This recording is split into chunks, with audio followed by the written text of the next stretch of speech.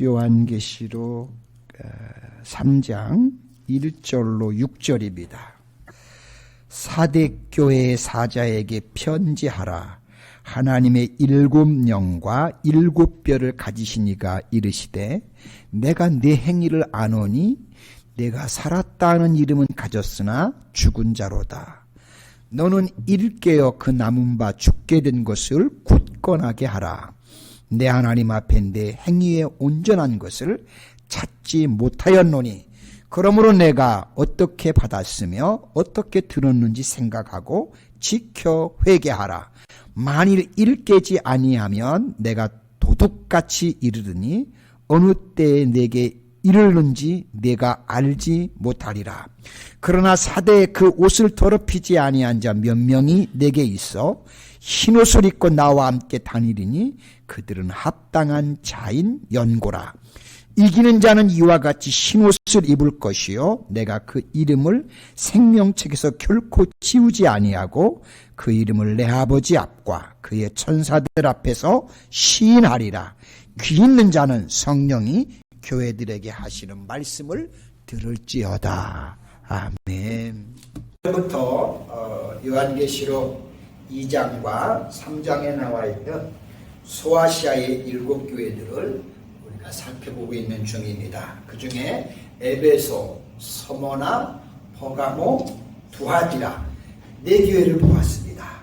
자, 그런데 7교회 중에 2교회가 주님으로부터 전혀 칭찬을 한마디도 듣지를 못했습니다. 바로 오늘 우리가 볼 사대교회와 또 다음에 볼 라오디게아 교회입니다. 자, 오늘은 여러분들과 이 사대교회를 살펴보겠습니다. 독일의 유명한 철학자 니체가 신은 죽었다라는 말을 남겼습니다.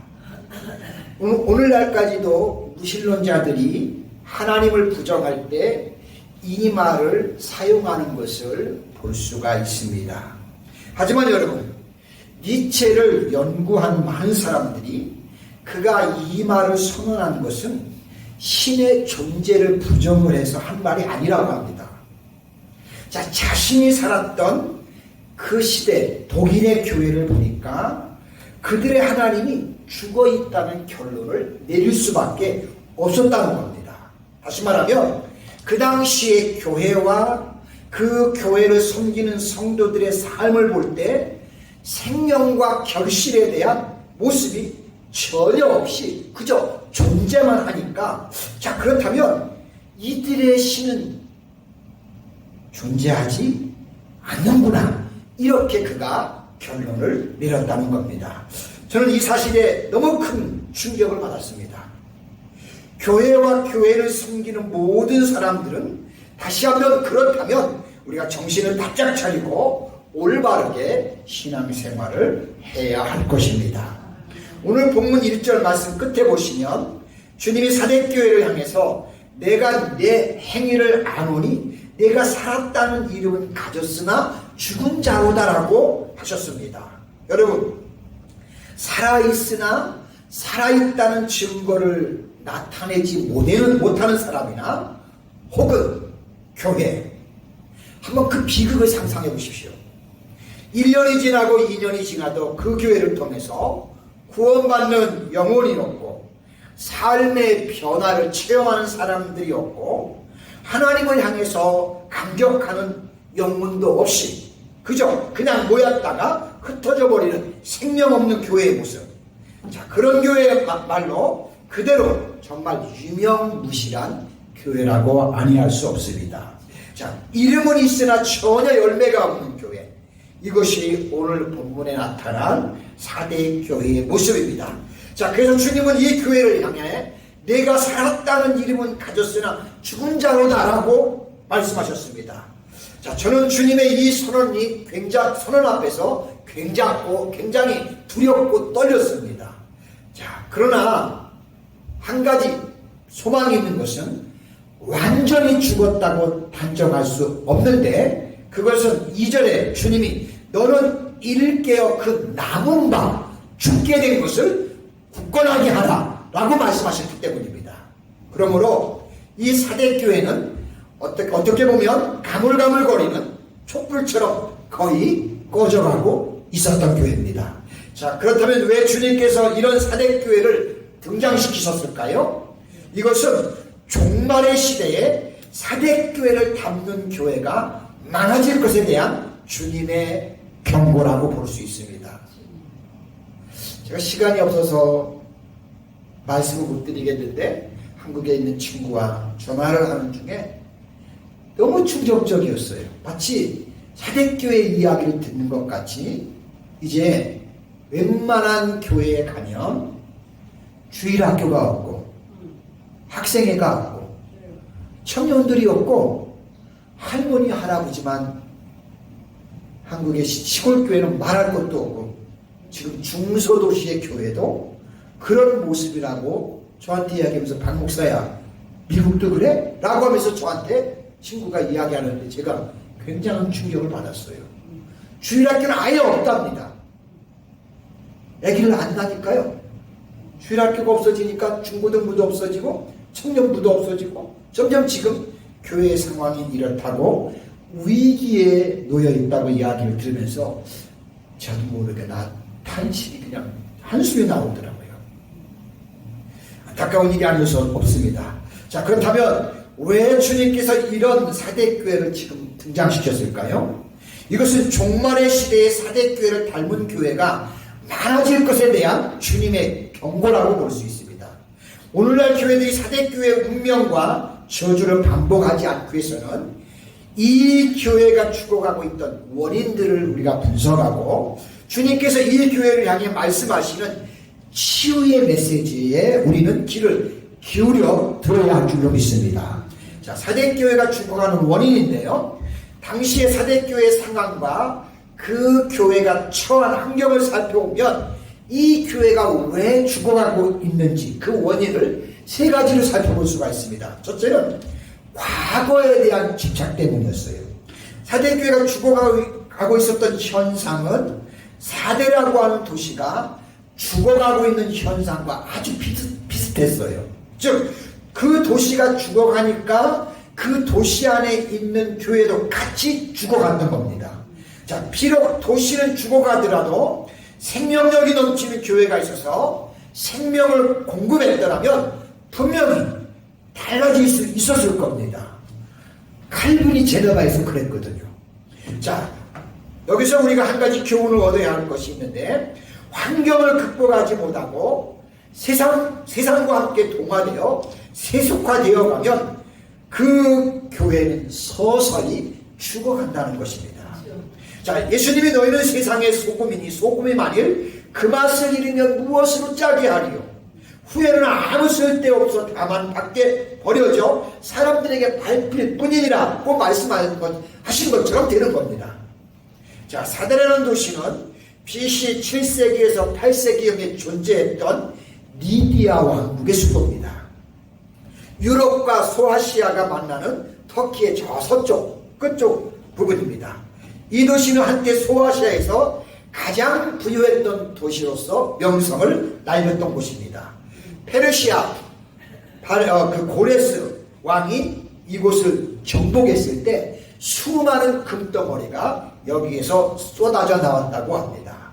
자, 그런데 아이러니하게도 이 도시를 연구했던 학자들이 이 도시는 서서히 죽어갔던 도시였다고 합니다. 즉, 세월이 흘러가면서 이 도시가 서서히 죽어간다는 겁니다. 왜냐하면 과거에 그 찬란했던 영광을 누렸던 사람들이 그랬던 것처럼 그 사대에 살고 있던 사람들이 과거에만 집착을 했기 때문이었습니다. 우리가 이런 사람들이었었는데 라고 하면서 늘 과거만을 자랑했던 사람들입니다. 자, 그런데 사대에 살고 있던 사람들만 그러는 것이 아니라 그 도시 안에 살고 있던 사대교회 성도들도 그 도시의 사람들처럼 그런 의식구조를 가지고 있었다는 겁니다.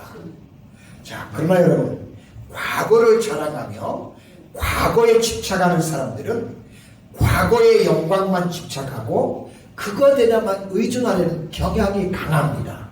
그러나 사실 별 볼일 없습니다. 왜요? 그것은 미래가 없기 때문에 죽어가기 때문입니다. 자, 두 번째, 현재에 대한 만족 때문이었는데요. 주님께서 사대교회에게 내가 살았다는 이름은 가졌으나 라고 말씀하셨는데 이름만 가지고 있는 교회였습니다. 자, 그리스도인들 가운데 생명이 없이 그냥 이름뿐인 성도들이 있습니다. 아마도 사대교회는 이런 교인들로 가득했던 것 같습니다. 이전에 보시면 예수님이 너는 이를 깨어 그 남은 바 죽게 된 것을 굳건하게 하라. 내 하나님 앞에 내 행위에 온전한 것을 찾지 못하였노니 라고 하셨습니다. 야, 여기 온전하다는 말은 속이 꽉 채워져 있다는 의미입니다. 그러므로 온전한 것을 찾지 못했다는 것은 반대로 속이 비어서 이제는 껍질만 남아있다는 겁니다. 즉 형식만을 유지하고 있었습니다. 예배도 드리고 헌금도 하고 기도도 하고 선교도 하고 찬송도 합니다. 그러나 깊이 들어가 보면 그 안에 제일 중요한 건 생명이 없었습니다. 그래서 주님께서 내 행위에 온전한 것을 찾을 수가 없다라고 말씀을 하신 겁니다. 여러분, 복음서에 보시면 예수님이 가장 분노한 것이 바로 이 부분이었습니다. 아름다운 예복을 입고 화려한 성전을 갖추고 여러 가지 종교 행사, 의식을 행하는 면에서는 충실했지만 전혀 생명력이 없었습니다. 그들에게는 오직 썩은 것만 가득했습니다. 자, 주님은 화려한 무덤뿐인 생명을 잃어버렸던 외식하는 바리새인들을 향해서 그래서 얼마나 신랄하게 비판하시는지를 우리는 복음서에서 볼 수 있습니다. 자, 바울 사도께서는 이런 사람들을 향해 디모데후서 3장 5절에 보시면 경건의 모양은 있으나 경건의 능력은 부인하는 자라고 했습니다. 자, 예수 믿는 사람들의 모양은 남아 있습니다.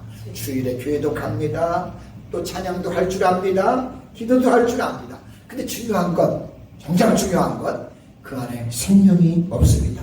그러면서도 자기가 생명이 없다는 사실 그조차도 깨닫지를 못하고 있습니다. 마치 삼손과 같은 겁니다. 이미 머리가 깎여졌고 하나님의 능력을 떠나놨어요. 자, 삼손의 생애 중에 가장 비극적인 선언은 하나님의 능력은 떠났으나 떠난 줄 알지 못하더라 합니다.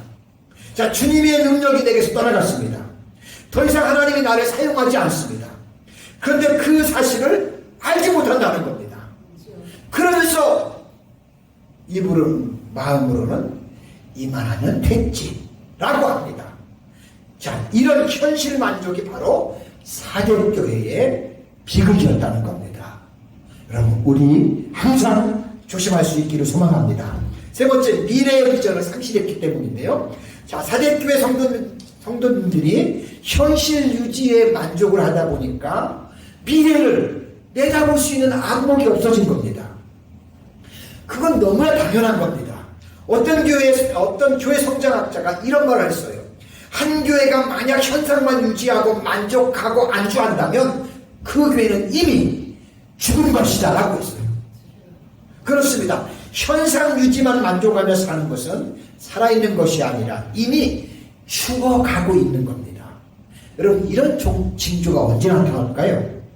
사대라는 도시가 한참 부요가 절정에 도달했을 때, 야, 이제 이만하면 됐어.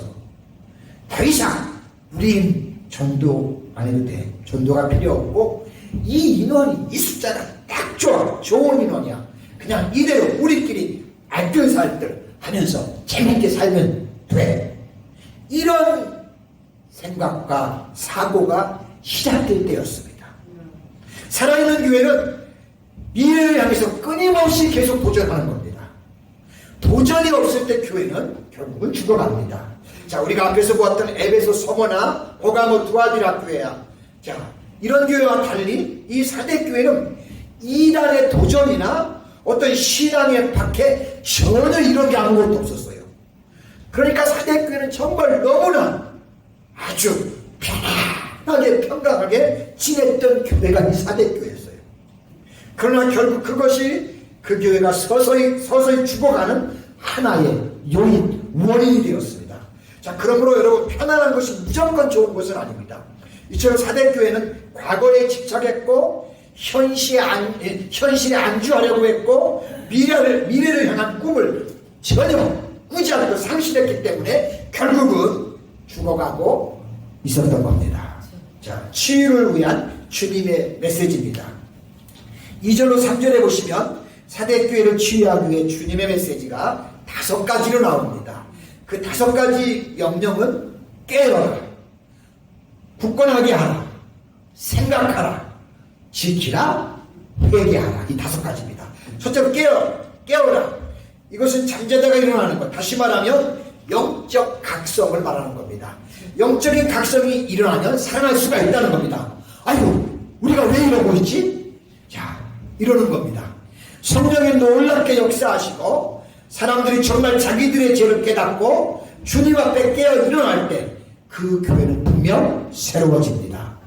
믿은 지 오래된 사람일수록 형식주의에 빠지기 쉬운데요, 영적으로 각성하면 살아있는 신앙을 반드시 회복할 수 있습니다. 그러므로 각성하는 것이 얼마나 중요한지 모릅니다. 나도 모르게 잠들어버리지 않도록 우리 모두 깨어있기를 축복합니다. 두 번째, 굳건하게 하라. 아직 남아있는 것을 굳건하게 하라고 말씀합니다. 자, 여기 남아있는 것은 뭐냐면 꺼질랑말랑하는 그 믿음, 그 작은 거예요. 괜찮아요. 자, 그 믿음과 그 사랑과 그 소망, 이것을 말하는 겁니다. 정말 붙들어야 할 가치 있는 것을 다시 이제 견고하게 이걸 붙잡으라는 겁니다. 결국 이것은 우리가 영적으로 성숙하라는 이야기입니다. 영적 성숙입니다. 깨어있다고 해서 다 되는 것은 아닙니다. 영적 성숙을 위해서 계속 우리가 이제 노력하는 겁니다.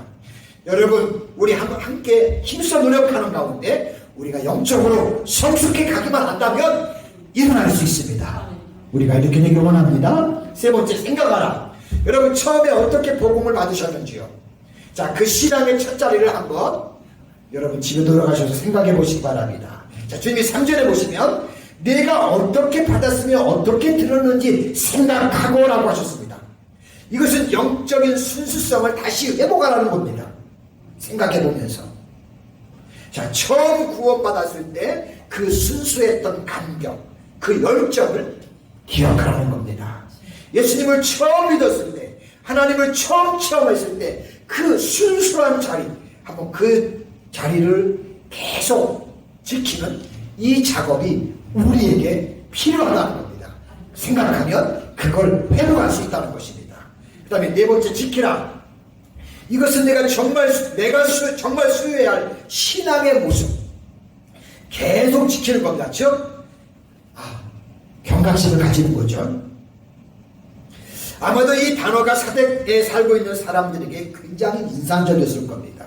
왜냐하면 이 도시는 2번이나 침략을 당한 적이 있었습니다. 첫 번째는 아까도 말씀드린 것처럼 페르시아의 고레스 왕에게 침략을 당했고요. 두 번째는 시리아의 안티오코스 에피파네스에게 또한 침략을 당했어요. 본래 이 4대의 도시는요, 450m 아주 높은 고원지대에 도시를 자리 잡고 있었기 때문에, 그리고 그 주변이 굉장히 바위가 많아서 천연의 요새였어요. 그래서 이 도시 사람들은 아무도 이 고도 위에, 이 바위 반석 위에 세워진 도시를 그 누구도 침범을 할 수 없다고 생각했어요. 그러다가 정말 역사 속에서 2번이나 이렇게 기습을 당했습니다. 자, 우리도 이만하면 내 신앙 됐지? 하는 순간 누구에게 공격을 당할 수 있느냐? 사단에게 공격당할 수 있습니다. 자, 그러므로 우리 모두는 내 신앙의 자리, 하나님과 나의 만남의 자리, 이것을 견고하게 지킬 수 있도록 계속 우리가 이걸 살펴보아야 될 줄로 믿습니다. 5번째, 회개하라. 깨어있는 자리, 굳게 하는 자리, 생각하는 자리, 지킴의 자리로 돌아가는 겁니다. 즉, 영적인 각성, 영적인 성숙, 영적인 순수성, 영적인 감각, 이걸 회복하는 그 자리로 계속 돌아가라는 겁니다. 이걸 제가 이게 갈 뭘까? 한마디로 말하면 이거는 우리가 회개하는 것입니다. 회개는 돌이키는 것이기 때문에 그렇습니다. 여러분, 내가 있어야 할 자리에서 이탈했다면 우리는 모두가 본래의 자리로 돌아가는 겁니다. 그러면 우리는 악한 마귀를 반드시 이길 수 있습니다. 자, 약속의 말씀입니다. 5절에 보시면 두 가지 약속을 말씀하셨습니다. 이기는 자는 이와 같이 흰 옷을 입을 것이요 내가 그 이름을 생명책에서 결코 지우지 아니하고 그 이름을 내 아버지 앞과 그의 천사들 앞에서 시인하리라고 하셨습니다. 첫째는 흰 옷을 입을 것이라고 했습니다. 4절에 보시면 주님이 사대에 그 옷을 더럽히지 아니한 자 몇 명이 내게 있어 흰 옷을 입고 나와 함께 가리니니 그들은 합당한 자인 연고라고 했습니다. 자, 주님은 서서히 죽어가는 가운데도 옷을 더럽히지 않고 끝까지 신앙의 절개를 굳게 지켜간 사람들에게 장차 주님의 나라에서 함께 흰옷을 입고 거닐 수 있게 해주시겠다고 약속하셨습니다. 자, 그러나 그것뿐만 아니라 이 세상 사는 동안에 정말 신앙으로 승리하는 사람들에게 뿐만 아니라 성결의 옷을 입혀주시겠다고까지 하셨습니다. 자, 그래서 주님이 그들을 그 시대 그 교회의 일꾼들로 쓰실 수 있도록 하신다는 겁니다. 자, 여러분이 그렇게 될 수 있기를 원합니다. 디모데후서 2장 20절 21절에 참고하면 그릇 중에 주부님들이 사용하지 못할 것은 없습니다. 큰 그릇이든 뭐 작은 그릇이든 또는 그게 사기 그릇이든 아니면 뭐 나무 그릇이든 모두 쓸 수 있습니다. 어떻게 해요? 자기를 깨끗하게 하고 있으면 주부가 다 그거 쓸 것입니다. 우리 하나님도 그렇게 하실 줄 믿습니다. 그러나 한 가지 예외가 있는데 아무리 좋은 그릇도 더러운 그릇은 쓸 수가 없습니다. 언제든지 변함없는 성경의 원칙 가운데 하나가 뭐냐면 주님께서는 늘 깨끗한 사람을 쓰신다는 겁니다. 주님께서 하나님 나라의 사역을 위해 절대로 쓸 수 없는 사람은 더럽혀진 사람, 회개하지 않는 사람들입니다. 저와 여러분들이 하나님께서 귀하게 쓰임받을 수 있는 그런 그릇이 되기를 소망합니다. 마지막으로요, 두 번째는 생명책에서 결코 지우지 않겠다고 했습니다. 자, 이것은 생명책에서 이름이 지워질 수 있다는 경고가 아니에요. 한번 하나님 나라의 이름이 기록되면 그건 절대 영원한 겁니다. 물론 하나님은 하나님이기 때문에 그렇게 하실 수 있는 분이지만 그런 뜻이 아니에요. 이 말씀은 승리한 사람들의 이름을 주님께서 알고 인정한다는 말이에요. 주님께서 아버지 앞과 천사들 앞에서 이 이름을 시인한다고 하셨습니다. 주님께서 우리들의 이름을 아십니다. 우리 인간은 자기 이름 석자에 대한 집념이 얼마나 강한지 몰라요. 자기 이름을 나타내기 위해 얼마나 또 열심히 달려갑니까? 누가 나를 안다는 거 정말 아주 좋은 일이고 기쁜 일이에요. 그러나 사실 남들이 알아주는 내 이름은 내가 세상에서 끝날 때 사실 다 이건 사라집니다. 그리고 세월이 지나잖아요. 모든 사람이 마치 내가 존재하지 않은 것처럼 나를 다 잃어버리고 말아요. 자, 그러나 우리가 주님 앞에서는 그날 비록 세상에서는 사람들에게 인정받지 못했다 할지라도 하늘과 땅을 창조하신 하나님 아버지께서 수천의 천사들 앞에서 그리고 허다한 증인들 앞에서 뭐라고 하시느냐? 내가 너를 안다. 그것도 내 이름을 불러주면서 내가 너를 안다 라고 하실 겁니다. 여러분, 그 영광을 한번 생각해 보세요. 설교를 준비하다가 하나님이 나를 사람들 앞에서 내 이름을 부르면서 나와라, 그렇게 상상을 하는 거죠. 가슴이 얼마나 뭉클해지는지 몰라요. 여러분, 저는 누가복음에 나와 있는 부자와 거지 나사로의 사건을 보면서 부자의 이름이 성경에 기록되지 않았다는 것 참 신기하게 생각되었습니다.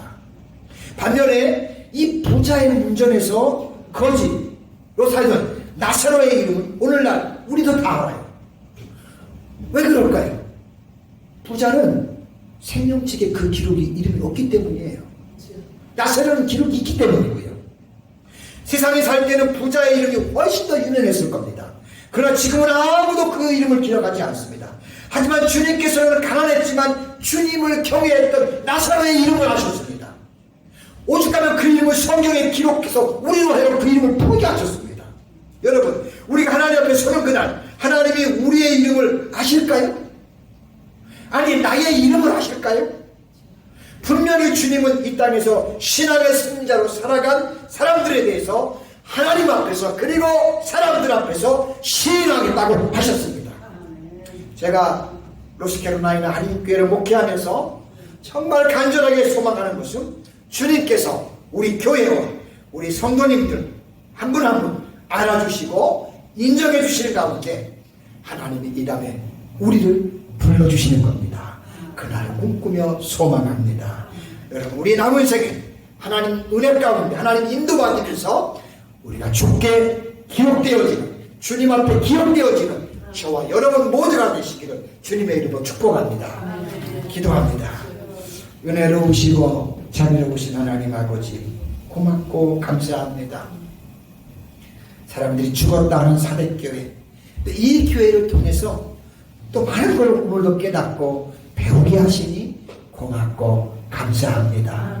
주님, 이런 가운데서도 끝까지 믿음을 지켰던 사람들, 하나님이 그 이름을 기억하시고 그를 통해서 다시 한번 새 역사의 장을 연다는 것을 깨달으면서 아버지, 우리가 그런 주인공이 되기를 소망하며 우리가 그런 사람들이 되기를 오늘도 꿈꿀 수 있게 하시니 감사합니다. 아버지, 그래서 이 다음에 주님 앞에서 우리 모든 분 한 분 한 분들이 다 주 앞에 이름 불려지는 그런 놀라운 역사가 우리에게 임하도록 축복하여 주옵시고, 우리 교회가 그런 귀한 일에 쓰임받는 아름다운 교회가 되게 축복하여 주옵소서. 예수님의 거룩하신 이름으로 기도드립니다. 아멘.